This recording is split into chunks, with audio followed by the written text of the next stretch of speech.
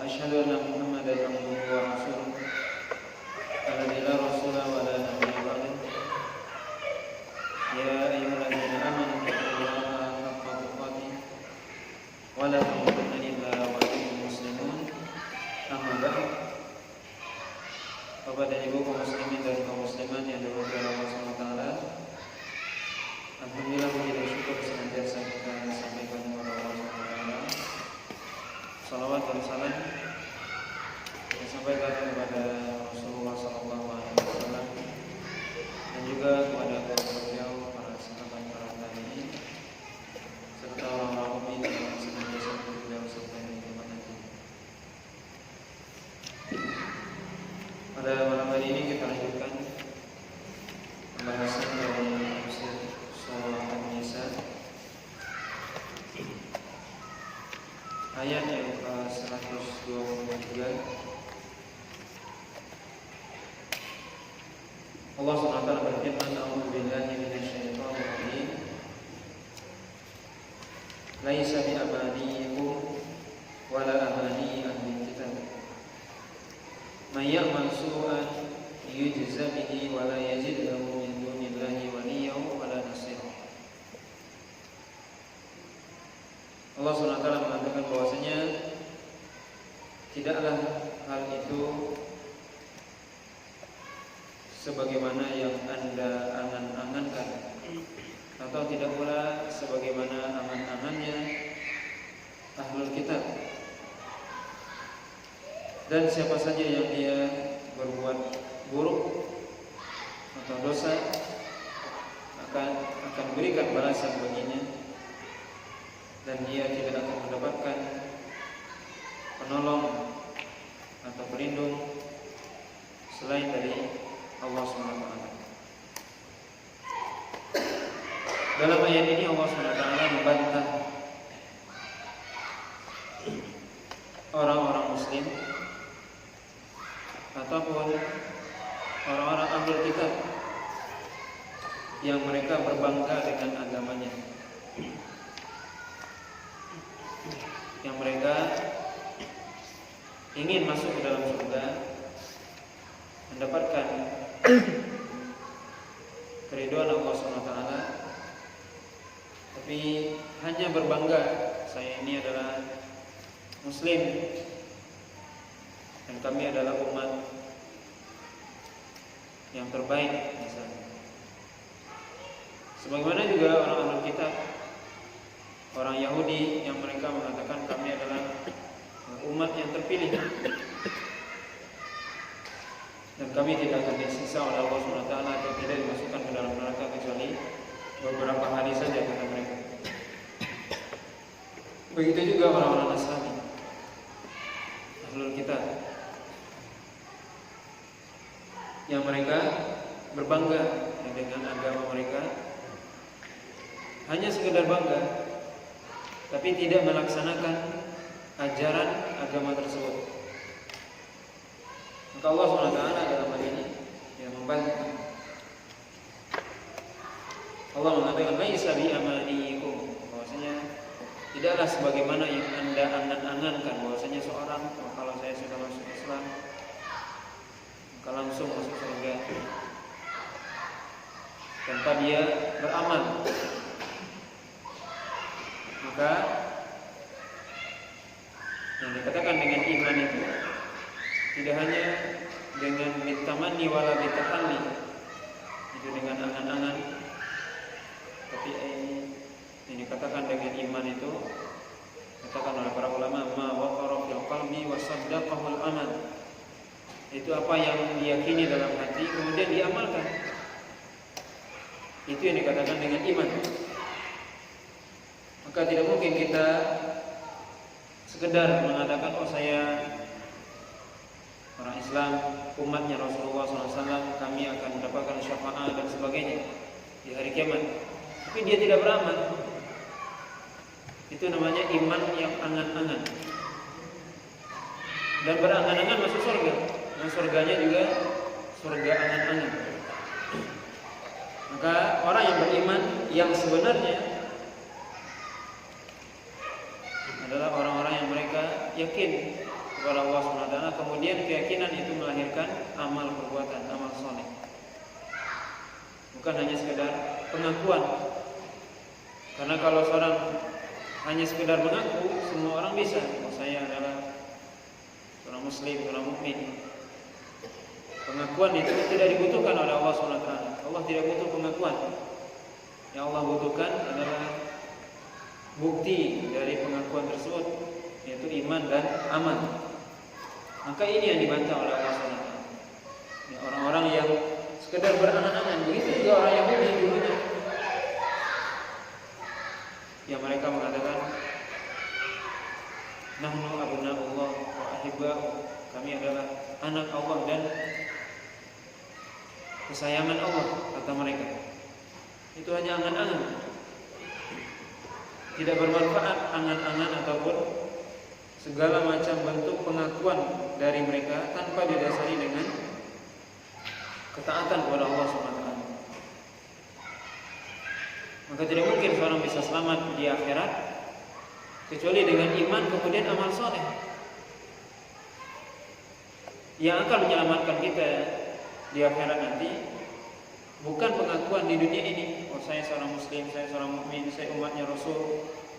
Bukan itu. Tapi yang menyelamatkan kita adalah amal kita. Makanya tadi disebutkan, para ulama mengatakan al-iman laisa bitamanni wala bitahalli. Artinya iman bukan hanya ya pengakuan, tapi iman ma waqara fil qalbi wa saddaqahu al-amal, yaitu apa yang ada di dalam hati, yang diyakini dengan hati kemudian diamalkan. Ini iman. Kalau hanya sekedar pengakuan, maka sama dengan orang-orang Yahudi. Orang-orang Yahudi yang mereka mengatakan kami adalah umat terbaik, umat yang dipilih oleh Allah SWT, tapi mereka tidak melakukan apa yang Allah perintahkan dalam Taurat. Maka tidak ada manfaatnya, tidak ada faedahnya. Maka kalau kita mengaku sebagai seorang muslim, umat Rasulullah, maka tentunya kita mengikuti Rasul. Kita mengaku umat Rasulullah SAW, maka hendaknya kita mengikuti ajaran Rasulullah SAW. Kita mengaku sebagai seorang muslim, hendaknya kehidupan kita, amal perbuatan kita sehari-hari sesuai dengan Islam. Kita mengaku sebagai seorang muslim, hendaknya segala macam aktivitas kita sesuai dengan Islam, bukan bertolak belakang. Ini yang dimaksudkan oleh Allah SWT. Kemudian Allah katakan, may ya'mal su'an yujza bihi.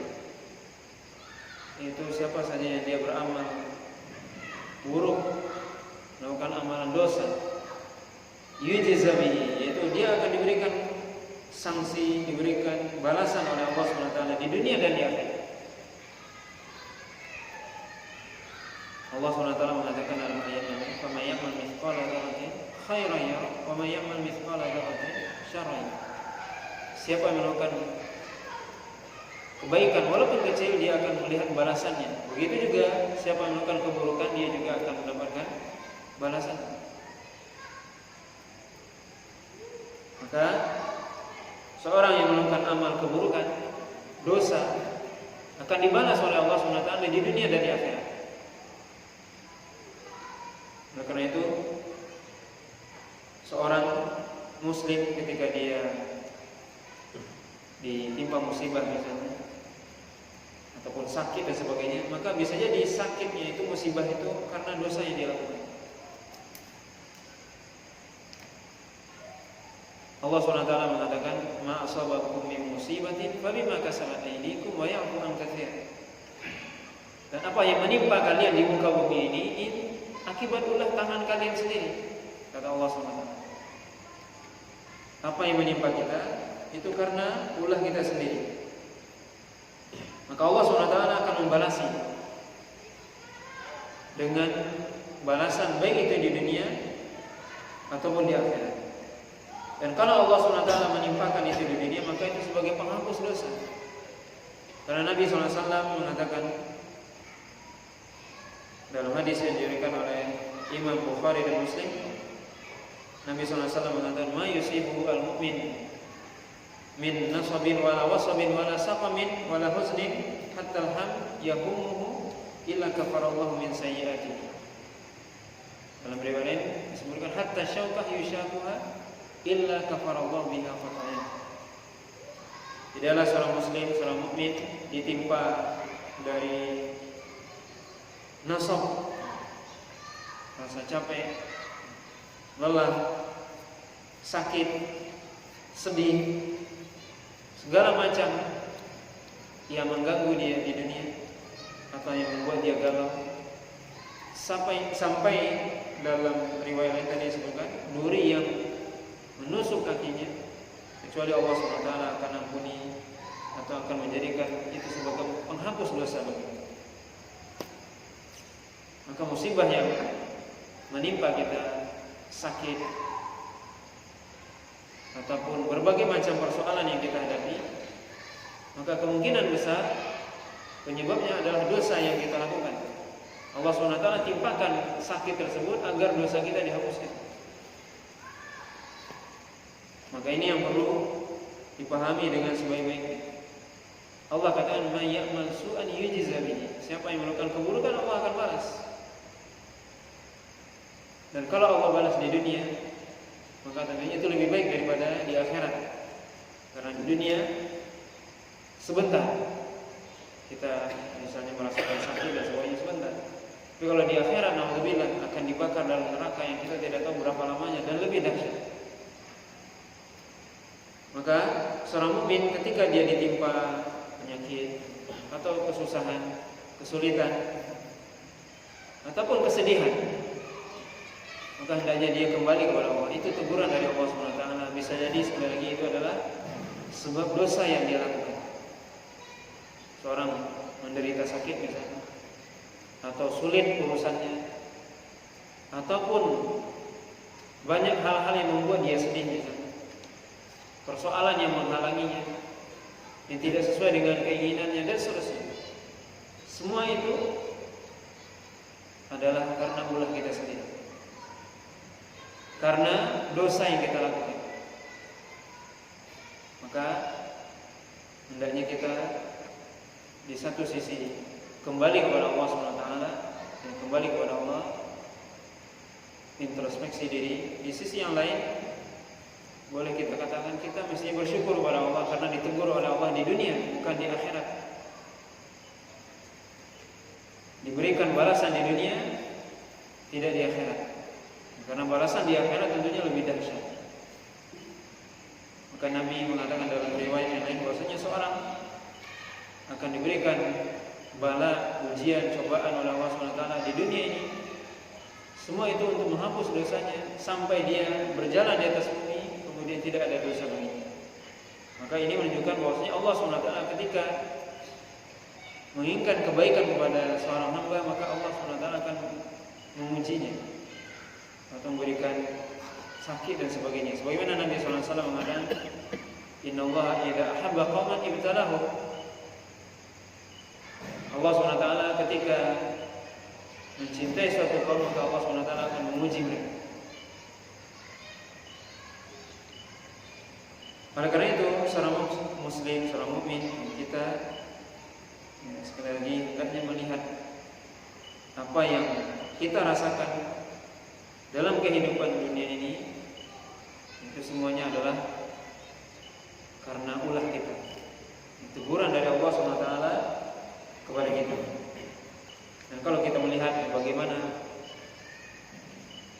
para ulama terdahulu, kisah para ulama terdahulu, kita bisa sebutkan salah satunya adalah Imam Abdullah bin Mubarak, seorang ulama dari tabi'in, yang beliau adalah seorang ulama yang tidak hanya berjuang dengan ilmu, menyebarkan Islam dengan ilmunya, tapi juga berjihad di jalan Allah SWT.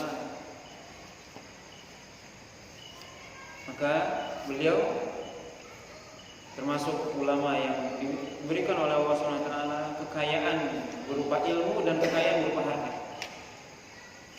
Di akhir hayat beliau ternyata terlilit hutang. Kemudian sampai beliau dipenjara. Yang seorang imam dipenjara karena hutang. Ditanya oleh muridnya, kenapa wahai imam? Maka beliau mengatakan, karena suatu ketika saya, kata beliau, mendengar seseorang yang atau melihat seseorang yang dia bangkrut. Kemudian saya mengatakan ketika itu dengan perkataan yang kira-kira, oh orang ini bangkrut. Seolah-olah perkataan itu meremehkan atau menghinakan. Kemudian Allah SWT memberikan teguran kepada saya sehingga saya bangkrut di akhir hidup saya, sehingga saya merasakan kebangkrutan itu disebabkan satu perkataan. Maka salah seorang imam, saya lupa, menyebutkan beberapa abad setelah itu yang baca sirah atau perjalanan Abdullah bin Mubarak mengatakan, kita bisa lihat, kata beliau, subhanallah, ya maha suci Allah, betapa Abdullah bin Mubarak dan para ulama sebelumnya mereka bisa mengetahui keadaan hidupnya. Ketika dia mendapatkan suatu kesulitan, dia tahu kenapa saya sulit ini, oh karena dosa ini. Kenapa saya sulit? Karena dosa ini. Sedangkan kita hari ini saking banyaknya dosa kita tidak tahu kenapa saya sakit hari ini, kenapa saya sulit hari ini, tidak tahu karena saking banyaknya dosa, tidak tahu yang mana dosa mana saya, gara-gara dosa yang mana saya jatuh pada sakit ataupun susah. Para ulama terdahulu satu kata Allah SWT sebutkan. Di sini Abdullah bin Mubarak menyebutkan betapa beliau bangkrut di akhir hayat beliau. Padahal beliau, kalau kita baca Abdullah bin Mubarak seorang ulama besar yang dikatakan 1 tahun berjihad, mengangkat senjata melawan orang kafir, 1 tahun haji. Begitu seterusnya, haji berjihad. Dan ketika beliau berhaji, itu berangkat haji itu seluruh dengan orang kampung, dikumpulkan seluruh uang kampungnya. Kemudian dia bilang, ayo kita berangkat. Ketika sampai di Mekah, beliau bilang, silakan Anda membeli oleh-oleh apa semua, uang Anda di tangan saya, masih aman. Ketika pulang, ini dikembalikan uang itu semua. Itu dermawannya Abdullah bin Mubarak, kaya ilmu dan kaya harta. Tapi di akhir hidupnya, karena satu perkataan, betapa bangkrutnya orang ini dan sebagainya. Satu kata diuji oleh Allah SWT sampai masuk penjara. Kita bayangkan, seorang imam. Tapi beliau katakan apa? Saya masuk penjara ini karena dosa saya, karena satu perkataan saya yang pernah saya sebutkan pada masa yang lalu. Kita hari ini tidak tahu betapa banyak dosa kita, perkataan yang mana kita tidak tahu. Maka Allah SWT yang menguji kita, memberikan cobaan, penyakit dan sebagainya, tujuannya adalah untuk penghapus dosa kita. Hendaknya kita kembali kepada Allah. Mungkin kita introspeksi diri, kenapa saya susah, kenapa saya sakit, kenapa dan kenapa. Introspeksi diri agar kita kembali kepada Allah SWT. Karena Allah SWT ketika menguji kita berarti menunjukkan kasih sayangnya kepada kita. Ketika kita salah kemudian diuji oleh Allah SWT, diberikan cobaan, itu berarti Allah sayang sama kita agar kita kembali. Ditegur oleh Allah tujuannya agar kita kembali. Maka hendaknya kita selalu melihat apa yang terjadi dalam hari-hari kita bisa hitung setiap hari berjalannya. Hari ini apa yang terjadi, kita bisa hitung diri kita sendiri. Sehingga kita selalu berusaha agar hari ini lebih baik daripada kemarin. Oh, saya kemarin salah, kemarin keliru dan sebagainya. Hari ini harus lebih baik daripada hari sebelumnya. Kemudian Allah SWT menutup ayat ini dengan mengatakan, wala yajid lahu min dunillahi waliyan wala nasir. Dan seorang yang ketika dia diberikan oleh Allah SWT balasan, tidak ada yang bisa memberikan pertolongan kepada dia, tidak ada yang bisa memberikan perlindungan kepada dia kecuali Allah SWT. Baik itu cobaan itu di dunia ataupun di akhirat. Ini menunjukkan apa? Ketika kita diberikan cobaan oleh Allah di dunia, kembali kepada Allah, karena tidak ada yang bisa mengeluarkan kita dari penyakit kita, dari persoalan kita, dari berbagai macam urusan kita kecuali Allah. Ketika Allah tegur, ketika Allah SWT memberikan kepada kita teguran dengan memuji, maka tidak mungkin kita bisa keluar dari itu semua kecuali kepada Allah SWT. Ujian yang kita dapatkan itu semua dari Allah, dan tidak mungkin kita bisa keluar dari itu semua. Misalnya kita sakit, tidak mungkin menyembuhkan penyakit itu kecuali Allah. Maka kita kembali kepada Allah, introspeksi diri dan kembali kepada Allah SWT. Kemudian ayat selanjutnya, ayat yang ke-124, Allah SWT mengatakan, "Wa may ya'mal minas shalihat min dzakarin aw untha wa huwa mu'min fa ulaika yadkhuluna al-jannah wa la yudlamuna naqira." Dan siapa saja yang dia beramal saleh dari kalangan laki-laki, baik laki-laki ataupun perempuan, wa huwa mu'min, sedangkan dia beriman kepada Allah SWT, fa ulaika yadkhuluna al-jannah, mereka itulah yang akan dimasukkan ke dalam surganya Allah SWT, dan mereka sedikit pun tidak dizalimi oleh Allah SWT dari amal saleh. Siapa saja yang melakukan amal saleh, itu amal saleh, amalan yang ikhlas dan mengikuti syariat Nabi SAW sebagaimana yang akan disebutkan dalam ayat selanjutnya, baik laki-laki ataupun perempuan. Kemudian wa huwa mu'min, dia dalam keadaan beriman. Bagaimana ketika beramal saleh itu mengharapkan pahala dari Allah? Wa huwa mu'min ihtisaban wa imanan, beramal itu dengan mengharap pahala dari Allah, mengharap ganjaran dari Allah. Beriman dia ketika dia beramal saleh itu, Allah yang akan berikan balasan. Walaupun amal saleh itu tidak diketahui oleh manusia, Allah lihat, Allah mengetahui, Allah mendengar. Tidak perlu dia sampaikan atau dia perlihatkan kepada manusia, karena ditakutkan dia jatuh kepada penyakit riya. Bahwa mukmin, di sini bisa kita lihat bagaimana Allah mengatakan bahwa mukmin, dia beramal saleh kemudian dia beriman. Bagaimana maksudnya? Ketika dia beramal saleh dia yakin Allah akan berikan balasan. Allah lihat, walaupun manusia tidak memberikan balasan, jadi Allah yang lihat, Allah yang mengetahui. Mereka itulah orang-orang yang akan dimasukkan ke dalam surga. Itu orang beramal saleh dengan ikhlas kepada Allah SWT, tidak mengharapkan balasan dari manusia, tidak mengharapkan pujian dari manusia. Mereka itu tidak akan dizalimi oleh Allah sedikit pun. Artinya balasan amal saleh akan dilipat gandakan oleh Allah. Nabi mengatakan al-hasanatu bi asyri amsalih. Itu kebaikan dibalas dengan 10 kali lipat. Bagaimana amal kita dilipat gandakan oleh Allah SWT, dan bahkan tidak akan dizalimi sedikit pun. Tidak ada yang sia-sia dari amal soleh kita, tapi tentunya dengan syarat amal soleh dengan iman, dengan keikhlasan kepada Allah SWT. Ayat selanjutnya Allah SWT menjelaskan lebih lanjut, wa man ahsanu dinan mimman aslama wajhahu lillah wa huwa muhsin wattaba millata Ibrahim hanifa wattakhadallahu Ibrahim khalila.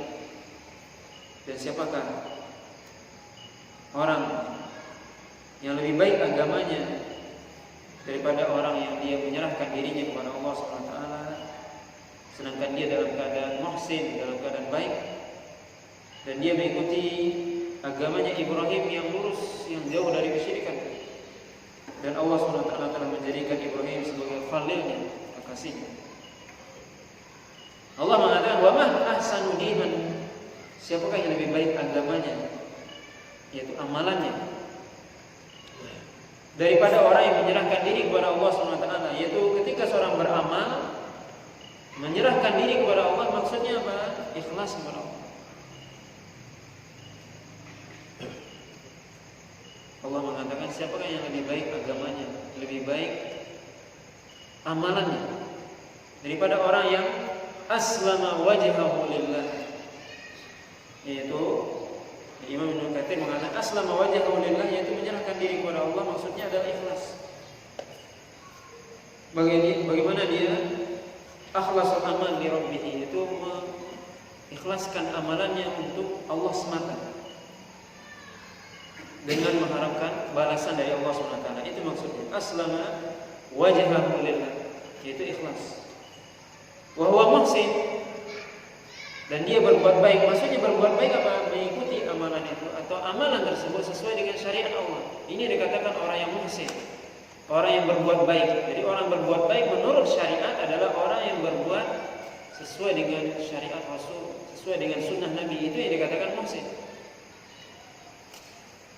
Orang yang berbuat baik, muhsin menurut Rasulullah, menurut Allah dan Rasulnya apa?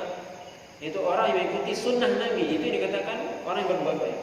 Kalau dia tidak mengikuti sunnah Nabi, berarti tidak berbuat baik. Walaupun manusia mengatakan amalan itu amalan baik, tapi menurut Allah, orang yang berbuat baik adalah mengikuti amalan itu. Ya, amalan itu mengikuti syariat, mengikuti Rasulullah SAW. Di mana amalan kita tidak mungkin diterima oleh Allah kecuali dengan dua syarat tadi, yaitu aslama wajhahu lillah, yaitu ikhlas kepada Allah SWT, kemudian muhsin, mengikuti syariat, mengikuti Rasulullah SAW. Al-ikhlas dan mutaba'ah, mengikuti sunnah Nabi SAW. Itu syarat mutlak dikabulkannya atau diterimanya amalan kita, seluruh amalan kita. Kalau amalan kita tidak ikhlas, kita jatuh pada riya. Ini termasuk orang-orang munafik. Kalau kita tidak mengikuti Nabi, maka kita akan jatuh pada kesesatan. Karena orang yang tidak mengikuti Nabi akan tersesat. Maka orang mukmin dua-duanya, ikhlas kepada Allah SWT dan mengikuti Nabi SAW. Inilah yang kata Allah SWT yang paling baik amalannya. Kemudian wattaba'a millata Ibrahim hanifah. Kemudian dia mengikuti millah Ibrahim, yaitu agamanya Ibrahim. Agama Ibrahim yaitu agama tauhid yang lurus. Hanifah, hanifah itu arti sebenarnya adalah al-ma'il anisyirki, artinya yang jauh dari kesyirikan, itu artinya. Hanifan artinya yang jauh dari kesyirikan. Maka Ibrahim alaihissalam agamanya adalah agama yang lurus, yang jauh dari kesyirikan. Itu agama tauhid. Ayat ini menunjukkan keutamaan dari Nabi Ibrahim, di mana beliau, ya, agama beliau, dan itu adalah semuanya agama para nabi dan rasul. Kemudian Allah menutup ayat ini dengan mengatakan wattakhadallahu Ibrahima khalila, dan Allah SWT menjadikan Nabi Ibrahim sebagai khalil, yaitu kekasihnya. Maka khalil itu adalah tingkatan paling tertinggi dalam mahabbah, dalam kecintaan. Khalilullah, yaitu Ibrahim khalilullah. Ibrahim adalah kekasih Allah. Di bawahnya Habibullah. Maka kalau kita mengatakan Muhammad Habibullah, maka itu adalah salah. Karena Habib masih rendah. Yang paling tertinggi adalah Khalil. Makanya Nabi SAW mengatakan dalam hadis yang sahih, "Falau kuntu muttakhidan min ahli al-ardi khalilan lattakhadtu Abu Bakrin khalilan walakinna sahibakum khalilullah." Nabi SAW, kalau seandainya aku menjadikan dari penduduk bumi ini khalil, maka sungguh aku akan jadikan Abu Bakar sebagai khalil, itu kekasihku. Tapi sahabatmu ini, kata Nabi, maksudnya sahabatmu ini adalah, ya aku ini, kata Nabi, Khalilullah adalah kekasih Allah SWT. Maka kita mestinya mengatakan Nabi Khalilullah, bukan Habibullah, karena Habib masih di bawah tingkatan. Yang paling tertinggi dari makamnya cinta adalah Khalil, khullah, yaitu kekasih Allah SWT. Dan dua kekasih Allah yaitu Ibrahim dan Muhammad SAW.